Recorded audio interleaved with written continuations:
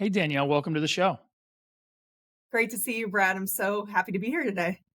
So, before we get started, always like to know what's your background and how did you eventually get into your role here at Panagram? Am I saying that correctly? You are, yes. Okay, so a little bit of background on me. I grew up in the Midwest, suburbs of Chicago. Studied engineering. I was always, math and science type of person, and I loved New York City. I found myself arrived in New York City in the early 2000s and had an opportunity to join a training program um, uh, at UBS. Now, UBS at the time, this is pre-global financial crisis in the early 2000s, they had a massive trading floor. And I don't know if you're even aware of this trading floor. It was in Connecticut, 2 football field size, very exciting time to be starting a sales and trading career. And in that program, I actually ended up specializing in structured credit, which at the time was very niche. And I picked it because I was actually scared that everything else would soon become automated. Remember, I came from more of an engineering background. So I said, I'm going to pick something really complex that there's still going to be a need for human interaction. But it was actually well timed because that market has grown to what it is today, which is very institutional. Um, but I had a front seat to that growth. So my role was as a salesperson covering portfolio managers, sophisticated portfolio managers that had pools of capital that they were allocating to structured credit. So I was in pre GFC, during the GFC, post, a long career in that type of opportunity of selling and covering those type of sophisticated clients. Now it was in that role that I met the Panagram team. So they were working at Eldridge, investing capital on behalf of Eldridge and the affiliated balance sheet. They were one of the largest players actually in the CLO investing market and continue to be today. And I was covering them as a client. And they came to me and they said, we're spinning out of Eldridge and we're launching a new platform called Panagram. We have size and scale, but we're going to introduce ourselves to third party investors. So this was interesting because this was a pretty big pivot. And I've actually been approached in the past to do this type of opportunity, but it wasn't until this team actually came to me that I thought it was attractive. Because first of all, the people, I think you always have to lead with people. They had a great reputation in the market. I enjoyed covering them from like the client perspective. They also had an advantage because they were one of the larger players. And I thought this is going to be an interesting way to launch a new asset manager. We're not launching from scratch. We actually have expertise and we're in this market every day. We're just new to the outside world. So I jumped on the opportunity and started when we pretty much launched in 2021 to the outside world in fall of 2021. So it's almost 3 years ago to lead up business development and kind of solve that. How do we grow from there? Oh, that's great. Before we get into more about kind of what Panagram does, I always have to ask any hobbies, what do you like to do when you're not working? Okay, so I did a little bit of prep and I listened to your podcast before. And I laughed when this question came up because I was like, oh my gosh, how am I going to answer this one? So I have 3 children and I live in New York City and I obviously have this big job that's demanding, but I do have a life outside of work. It just happens to revolve around my kids. So, and my family, which I love. Their age ranges are 14, soon to be 10, and just turned 8. It's very important when they're that little to kind of quantify it that way. But I would say in the winter time, you'll find me at the bottom of the ski mountain because all of my kids are ski racers. And growing up in the Midwest where it's very flat, I had to learn how to ski. So I did that a couple of years ago and I'm still kind of hanging with my kids. I certainly will not be at their level, maybe anytime soon or ever. That's okay. And then I do other random things like because we live in the city and my kids go to school in the city, I can pop back and forth. Like a couple of weeks ago, I signed up to be a guest of my daughter's second grade class. And it was funny because you were supposed to talk about what you do for work. And I was Googling and using AI to try and figure out, well, what would be fun to describe to kids finance or finance investing. And there were all these different ideas and some were great, some were really boring. And I tossed them all. And I said, I'm going to teach these kids how to make balloon animals because that's fun. Yeah. And the whole point was you can learn anything. even complex things you can teach yourself. It's available. And it was actually a big hit. My daughter was proud that I didn't talk about finance and that I taught them how to make a dog out of balloons. Excuse me. So that's a little bit of what I do outside of work. So it's funny. My 7-year-old daughter, so she's going into second grade, and even though like yeah, I do all the sales and trading, we run a billion to an asset. She's like, my dad's on Spotify. It's really cool. He's on. I'm like that's fine. Just tell everybody I'm on Spotify. Oh, that's Just great. tell everybody you're on Spotify. It's Yeah, all good. it's funny. Um, anyways, let's get back to Panagram. So, can you kind of walk through how you guys are helping clients? I know you do a number of things. We're going to talk about the ETFs you have, Yeah, but can sure. you talk about the firm as a whole? Absolutely. So Panagram is a specialized structured credit asset manager.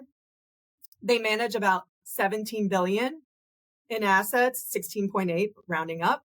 And more than half of that is in CLO related investments. We're big investors in CLO bonds and CLO equity. We're not a CLO manager. That's a very important distinction. We actually specialize in investing in the management of CLOs, so the structure. And the investment team has been working together since 2014.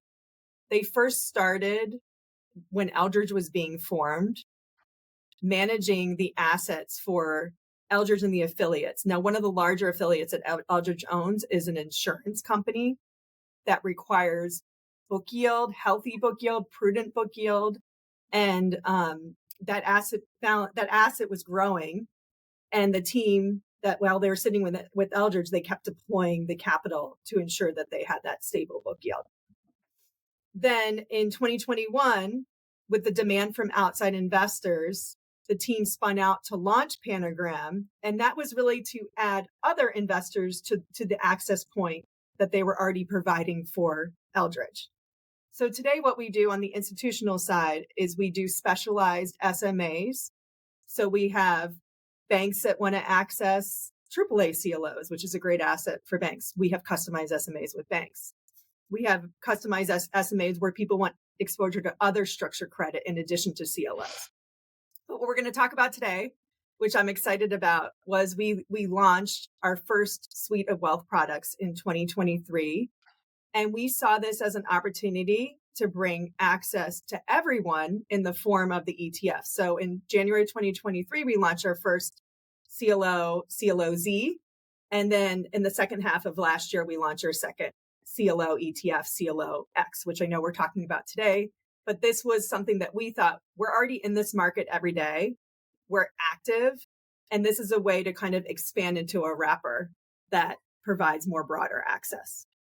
Sure. And let's take this moment to kind of do a little bit of education because, I talk to a ton of RIAs and not a lot of them are utilizing, structured credit in their practice. So can you just explain what structured credit is and how it differs from traditional fixed income investing? Yeah, sure. And that's a common question that comes up. I think the name actually sounds more complicated than it really is. When you think about structured credit, it's a way to access a diversified pool of contractual cash flows.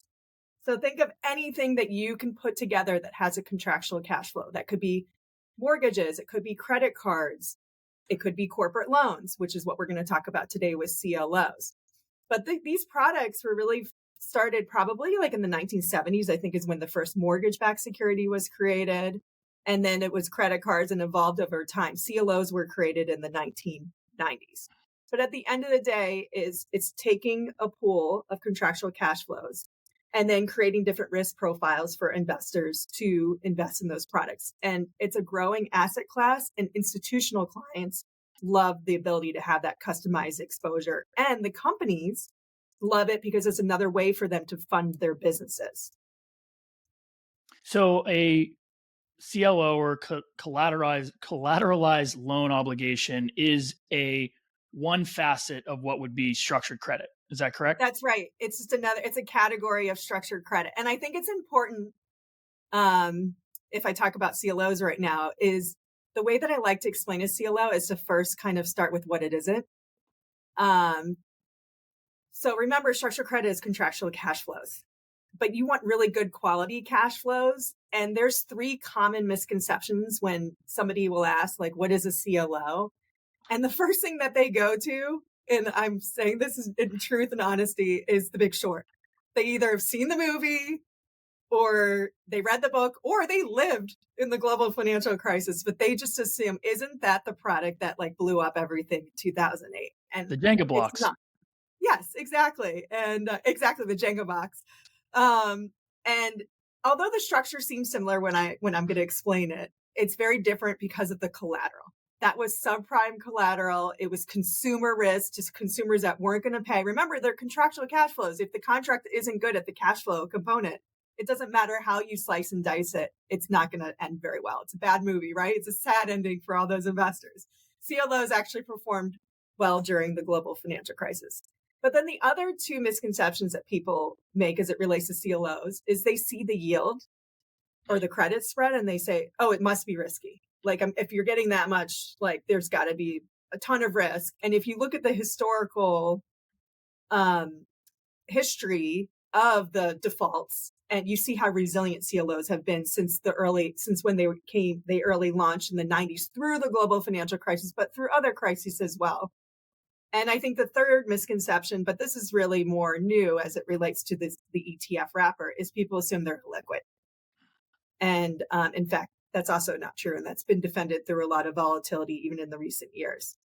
But I guess I should probably explain what a CLO actually is now that I've gone to what it isn't. So a CLO, collateralized loan obligation. Let's start with the L, the loan. The loans are senior secured loans. These are loans to corporations, big multinational US companies, small pieces. I'll give you some examples. American Airlines, Restoration Hardware, Formula One, names that you're going to be familiar with. The reason why they're called senior secured is they sit at the top of a corporate capital balance sheet. So you have unsecured debt and maybe equity beneath you. But the secured definition is very important because when there's a default, you're obligated the assets backing that pool. So the corporate assets, you have a claim on the corporate assets. So what does that mean? Well, first of all, the default rates are actually quite low for senior secured loans. But even when they do default, historical recoveries are quite high. You're not getting completely wiped out. You're actually recovering anywhere from 60 to 70 cents in the dollar on like the long-term history. In high yield, just to compare that, is probably going to be somewhere in the 40s to 50-ish range. Of course, there's tails, but I'm just giving you like an average. A long-term average is kind of in that range because you have a claim on assets. So you're taking this pool of loans that I explained, little pieces, 150 to 300, and that's your asset pool that's going to feed into what becomes a CLO. Does this make sense so far? Makes 100% sense. You're doing great. We're just at the L. We're not even at the C and the L, but right now. So I want you to envision this pool. And what's the pool doing, right? Those companies are making their payments, they're making their interest payments, and eventually they're going to pay back their principal. So think about these cash flows, right? Those cash flows then feed into what's called becomes of the CLO structure. The CLO structure is tranched out into AAA, AA, single A, triple B, double B, and equity. Those are the bonds, the CLO bonds. The AAA receives the cash flows first. They get first priority. They also have the biggest buffer underneath them from any kind of losses. Double Bs are going to be your highest risk-adjusted return because they're the first, after having that equity cushion, this is important to describe, there's 8 to 10 points of cushion. They're the first to that would impair any kind of loss in the credit structure. But remember, each loan is has an LTV of probably like 50-ish. So there's points of equity cushion under each loan. Then you're putting those cash flows here. And then the debt structure still has a cushion at the equity level. Important too, floating rate loans, floating rate bonds. So a CLO AAA would be like 3 months SOFR plus 100 to 150 range. A double B is going to be 3 months SOFR plus 500 to 600 range. So if I'm a bond investor and I'm just doing direct CLO investing, I can invest in this, which institutions do all day long. I can choose where I want to be along that spectrum of investments. And the equity actually performs quite well too, because remember, the bonds are funding that asset pool, but there's excess that's just feeds into the equity. And CLOs aren't created unless there's a prediction that there's going to be more assets flowing at that pool to that equity, which is typically structured as 8 to 10 points. Does that make sense? Well, Danielle, you did a great job of making Okay, I something that seems tried. very confusing and putting it all together. So thank you for that. That'll be very helpful as kind of Okay. the end for the rest of this conversation. So let's get into why we're here. We've got two ETFs that you recently issued. We have CLOZ, which is your Yes. triple Bs, and we have CLOX. Well, it's your triple Bs to B, and then CLOX is your triple As. So let's talk about both. Let's talk about Sure. CLOZ first. So at a high level, right, what is this fund trying to accomplish? Okay. Well, remember at the end of the day, what are CLOs giving you? They're giving you exposure to loans. Okay. The CLOZ is giving you exposure to loans that are wrapped in CLO triple B and double Bs. This is the highest risk adjusted portion of the CLO when I describe the CLO capital structure. And it's really going to give you income. Like right now, we're distributing income monthly, and the SEC 30-day yield, which again, can change, of course, is around 9.25%. But that income is again distributed monthly. It's really helpful in any portfolio. What we're trying to do is invest in diverse, high quality CLO bonds. The CLO bonds, those pool of loans, and this is important, I should have described this when I was describing what a CLO, they're actively managed pools. They're not static pools. And there's a CLO manager that's actively managing that risk. CLO triple Bs and double Bs, we want to make sure that we're aligned with the highest quality manager. Remember, we're in the market every day, and this market is not automated. It's still OTC. So it's really important to actually be a player and get that access. And we do that every day in this portfolio. But at the end of the day, what is an investor getting? They're getting income, and it's distributed monthly. So anybody, needs that income, but without taking duration risk. Right. Right.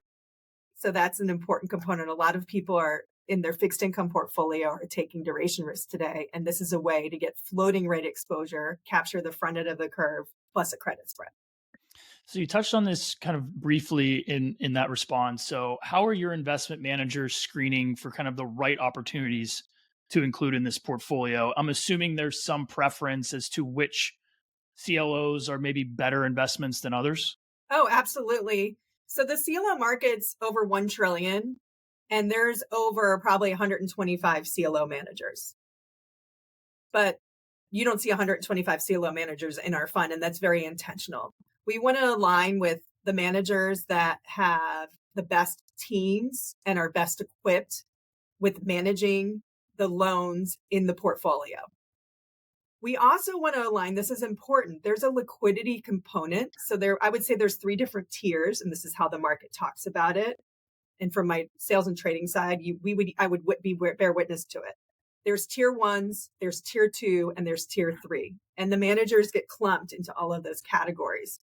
And the statistics, like what's great about the CLO market is you get the data every month. So you can see how everybody's performing. And then another data point is whenever a new deal is created, you can see how tight those credit spreads were for those CLO managers.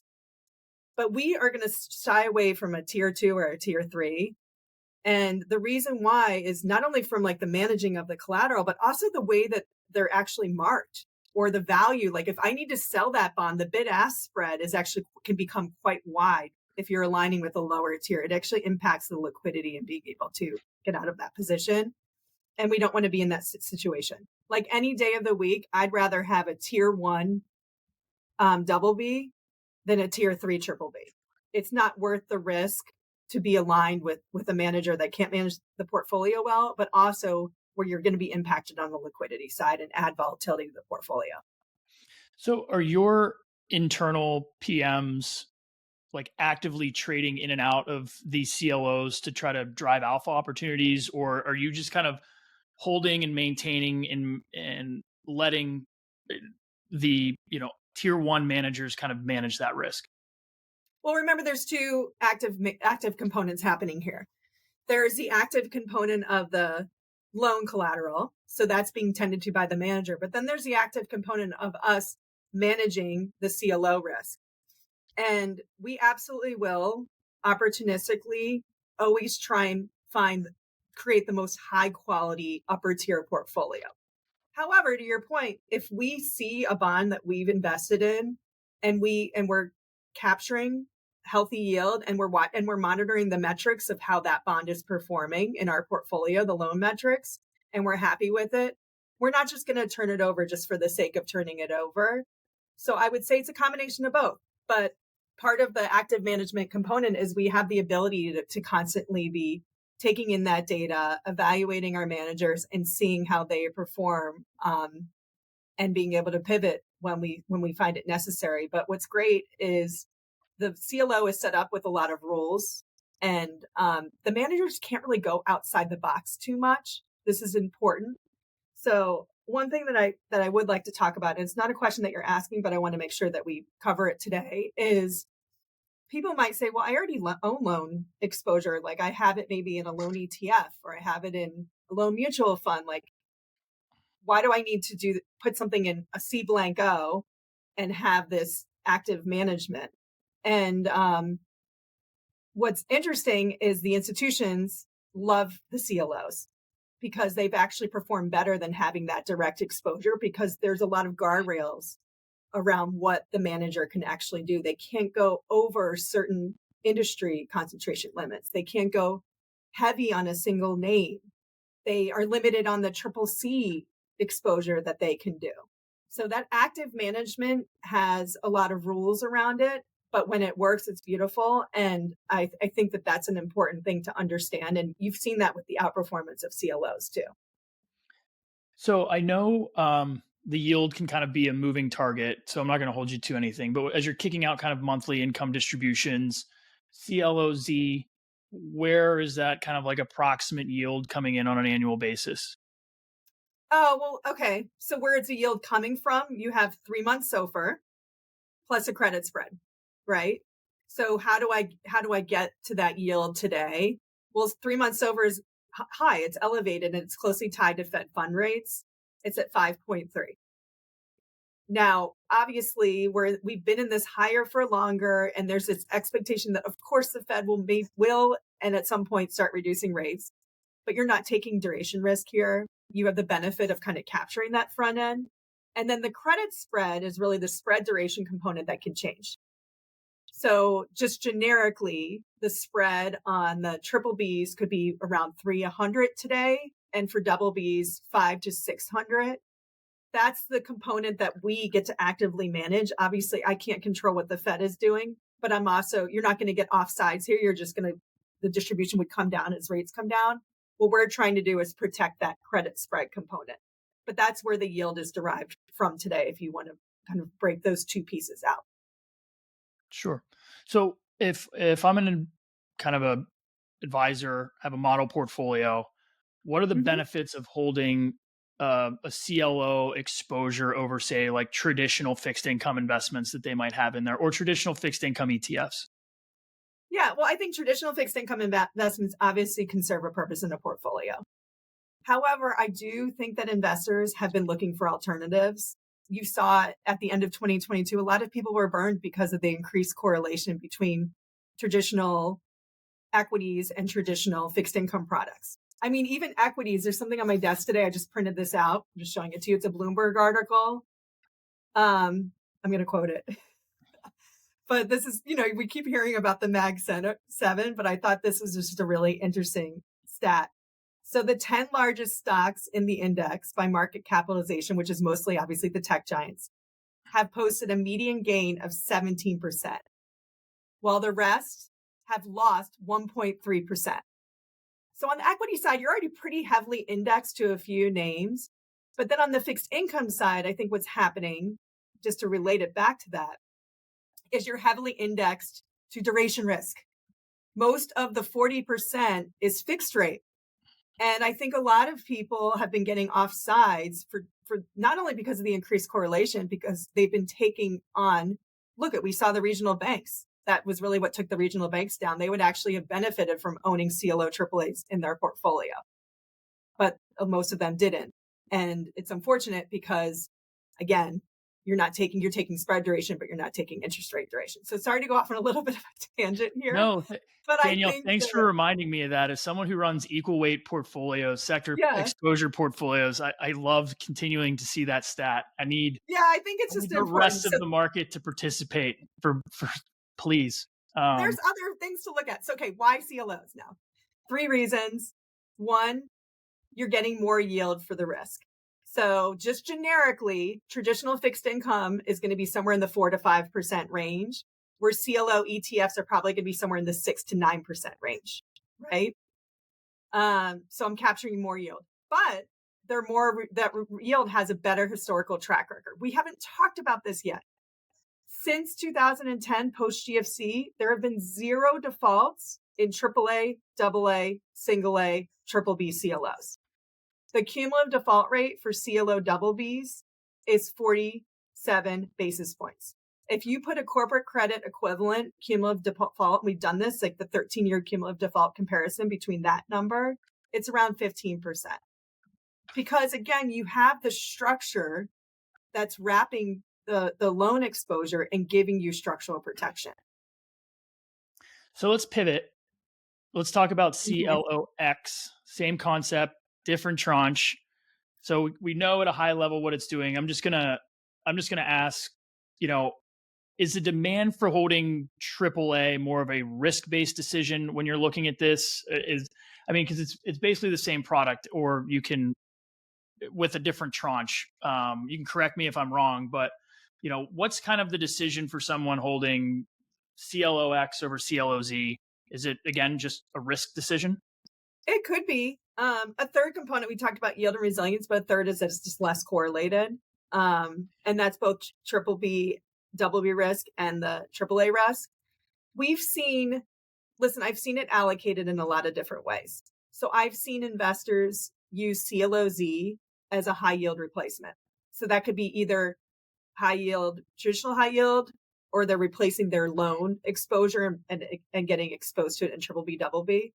But I've also seen investors do a barbell approach where they maybe have 50% exposure to CLOZ and 50% exposure to CLOX. And they're putting that into like an income portfolio. And they set that as their baseline, and then they adjust it as they see fit based on their views on where credit risk is. And then I've seen investors that are more conservative that really want 100% exposure to just pure play CLO AAAs. Now, I don't know if you're familiar with this stat, but there are 10 CLO ETFs in the market today. The first one was created in October of 2020. So we're talking about post-COVID, really. And the aggregate AUM is over 12 billion. I think it's almost 13 billion today. So there's been a lot of asset flows into this product. Most of that has been in the more conservative end of the spectrum, the AAA. But I think what's great about what we're doing, we're in this market every day and we're giving investors choice. So you can choose to have 100% of your exposure to pure play AAA or 100% of your exposure to triple B, double B, or you can kind of toggle between the two. But at the end of the day, it's important that, we're giving the investors choice, and they haven't had that. Like this product, the CLO product is over 1 trillion and it's mostly institutionally held, and they've had a choice to figure out where they want to be across the spectrum. But now what we're doing is we're giving the individual investor choice in the ETF wrapper of how they want to gain that exposure. Yeah. So I was going to ask kind of how advisors are using these products. You kind of answered it there. I'm going to ask a different question. Sure. Since you're head of business development over there. Is that correct? Yep. So yes, these are newer products, right? Yeah. It's not, the ETF world is not, if you build it, they will come. So no. How are you thinking about distribution? How are you thinking about starting to get these kind of worked into advisor portfolios kind of across the universe? Well, I love that you asked me that question, because it's something I think about every day. But I would say that we really, and I think this was very intentional when the investment team brought somebody like with my background on to lead up business development. It wasn't a traditional business development hire, but it was because we lead with education. We have to, and maybe I failed on my way that I explained CLOs today, but we have to teach about the product, make awareness of it. And I think that there's a component of scary when you hear what a CLO is, and really like demystifying that notion, because the product has performed very well and been quite resilient for the institutional, but the individual investor doesn't know about it. So I would say number one, we're leading with education. Anytime we have an opportunity, whether it's myself, John Kim, our CEO, to get on a podcast, to be part of a webinar, we're the first to sign up. We love partnering with people like you, Brad, and doing that. The second is we're out there having our own educational seminars or one-on-one discussions with advisors and really in the model portfolio teams and the wirehouses. And really, again, when I go in, I'm not pitching Panagram. I'm pitching what a CLO is first. I think it's important to like do it in that aspect because people then gravitate. They want to be educated. They want to get the latest data. They want to understand because nobody's going to recommend this to a client if they don't have an understanding. And then the third thing is really just kind of everybody here, although my role is business development, we're all business development. And that's the culture. Like we're all advocates for not only the firm and the culture, but also the brand. And I think it's important because like I had described, when I was on the other side, on the sell side, this team has a really good reputation within structured credit, but it's really creating awareness outside of the, the tight world of structured credit and making sure that then people are aware of what we're doing here. So I would say those are the three things that we're doing. Well, Danielle, I really appreciate you spending some time with me. Before I let you go, where can people learn more about you, Panagram, and your two ETFs? Well, we have websites, of course, for each of the fund websites. It's CLOZfund.com and CLOXfund.com. Those are updated daily. And then Panagram has its own generic website. But I would welcome anybody reaching out to me. Obviously, this is a fun topic. And if I've been stressed it enough, I love educating and talking about it. Or I can teach you about balloon animals. We could do our next webinar where I'll teach you guys all about balloon animals. But thanks for having me, Brad. I really enjoyed it today, and we'll be in touch. All right. Thanks, Danielle.